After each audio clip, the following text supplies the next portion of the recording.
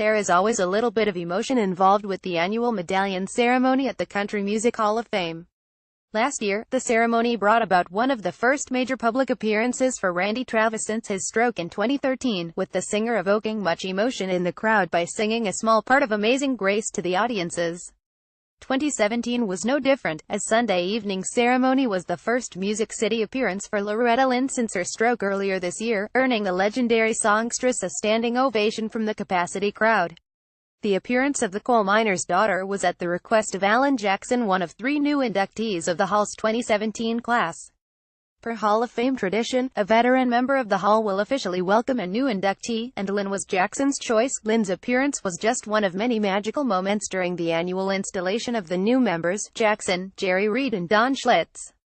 Each of the inductees were saluted first in word by Country Music Hall of Fame CEO Kyle Young, as well as in song from some of their contemporaries and admirers. The first inductee was the late Jerry Reed. Young read a biography of the Georgia native, who achieved success first as a songwriter penning hits for acts such as Brenda Lee and Elvis Presley. Reed then made a name for himself as one of the most influential guitar players of his time, playing on many of the top RCA Victor singles of the day. In fact, Presley was such a fan of Reed's picking that one day he had Reed summoned from a fishing trip to play on one of his sessions. Signing with RCA as an artist in the 1960s, Reed clicked with such classics as When You're Hot, and Amos Moses. His star grew steadily throughout the 1970s, appearing in films such as Smokey and the Bandit and Gator.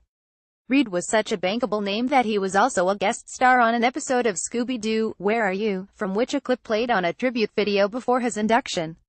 Paying homage to Reed, who passed away in 2008, were fellow guitarists Steve Weiner, Tommy Emmanuel and John Knowles, who delivered a flawless take on Reed's iconic instrumental The Claw. Fellow Georgian Ray Stevens joined in the tribute, adding the right touch of humor to When You're Hot, while Jamie Johnson, a Medallion Ceremony performance veteran, brought the house down with a faithful romp through Eastbound and Down, a 1977 hit from Smokey. Bobby Bare was chosen by Reed's daughters to officially induct their father, and Sadie Mae Hubbard and Lottie Zavala both offered loving tributes to Reed, with Zavala's transcription of a conversation she had with her father shortly before his passing helping to set an emotional tone for the night. Next up, to be celebrated, was Don Schlitz, one of Nashville's most successful tunesmiths of all time. The story of Schlitz moving to Nashville was told, along with a clip of him receiving the CMA Song of the Year award for penning The Gambler, an iconic hit for Kenny Rogers, in 1978.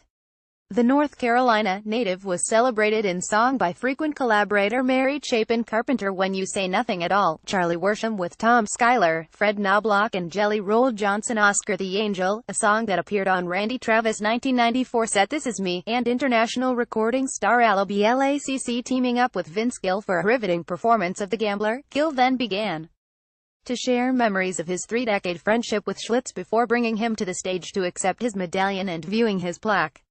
Upon seeing it, he quipped, "Well, they didn't leave out the L," in reference to his last name.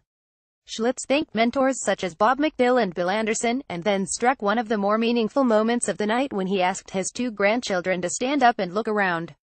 He then asked those who had roles in his success to stand up, and with each designation, the entire room was on their collective feet. Schlitz told the crowd, "This is what you call a circle, and how a songwriter gets a standing ovation." The final inductee of the evening was Jackson. A clip of Glenn Campbell introducing him from a 1990 episode of Hee Haw was included in his video tribute, as it was wife Denise who told Campbell about her husband when she was working as an airline stewardess, and the legendary singer extended a helping hand. Many of Jackson's most unforgettable moments were shown, including his 2001 performance of the just-written Where Were You When the World Stopped Turning. There was no lack of star power in the 3 artists that paid tribute to the singer, with Lee Ann Womack offering a wistful performance of Here in the Real World, Alison Krauss and Emmanuel pairing for an emotional rendering of Someday, and frequent duet partner George Strait closing out the tribute with a stirring take on Remember When. Lynn was then brought to the stage, and shared a memory of meeting the singer when he first started out, recalling how scared he seemed to be. She remembered that she told him he would become one of the greatest singers in country music, and looked at him and said, "You haven't let me down." Jackson then made the walk to the stage to address the crowd with a speech that recognized his family, crew, and his fans. "I have seen some of the same faces for 20-something years," he remarked, while also giving props to longtime producer Keith Stegall by saying Keith was the only guy who would record me the way I wanted to be recorded. In his typical soft-spoken style, the longtime Grand Ole Opry member stated, "I'm just a singer of simple songs," referencing a line from Where Were You? The evening concluded with the Medallion Ceremony tradition, the entire audiences singing the Carter family classic Will the Circle Be Unbroken, with Lynn, Jackson, Strait, and Connie Smith leading the crowd in song before the evening. It was a clear reminder of the greatness of the country format, and it came to a close with the late October rain.